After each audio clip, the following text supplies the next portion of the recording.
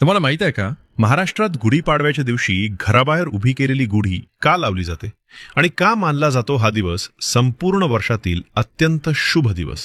हिंदू धर्मानुसार याच दिवशी ब्रह्मदेवाने विश्वाची निर्मिती सुरू केली असं मानलं जातं. म्हणूनच गुढीपाडवा म्हणजे नवीन वर्षाची पहिली सकाळ. सकाळी लवकर उठून घर स्वच्छ केलं जातं, दारात सुंदर रंगोळी काढली जाते आणि घराबाहेर अभिमानाने गुढी उभारली जाते. पण गुढी फक्त सजावट नाही, त्या काठीवरचं रेशमी वस्त्र म्हणजे विजय, त्यावरचा कलश म्हणजे समृद्धी आणि कडुलिंबाची पाने म्हणजे आयुष्यातील गोड कडू अनुभव.